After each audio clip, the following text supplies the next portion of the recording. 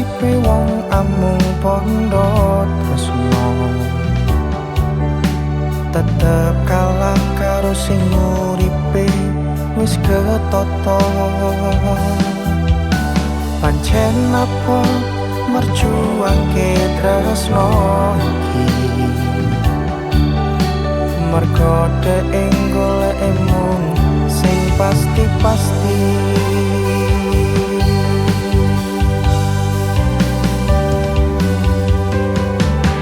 iso ku nyawang sliramu ngarep nyeniyane sing luwih dhuwur derajate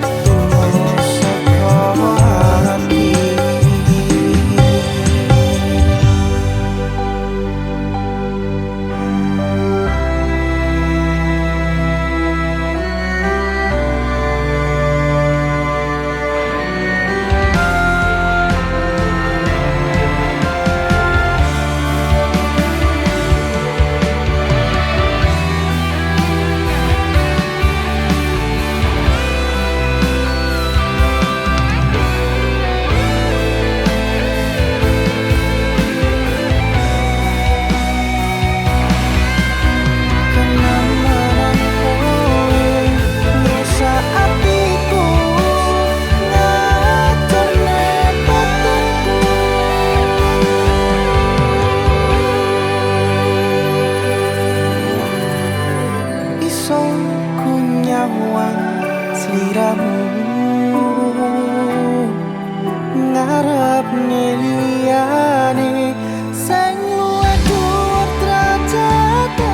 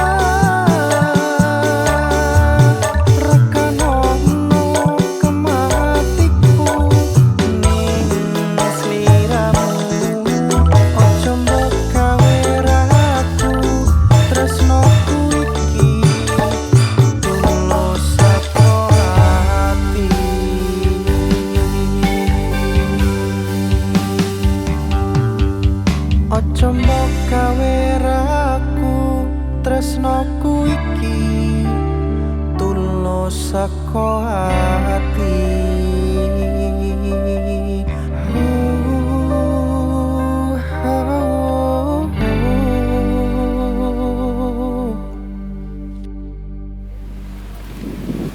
Sopo iku iki?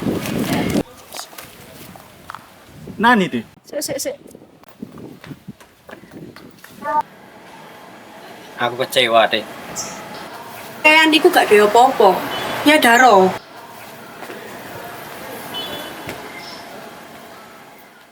Oh, ngono. Nek ngene Mas. Sampean sing sabar ya Mas Agus ya. Saiki mungkin sampean kalah. Sampean dingek.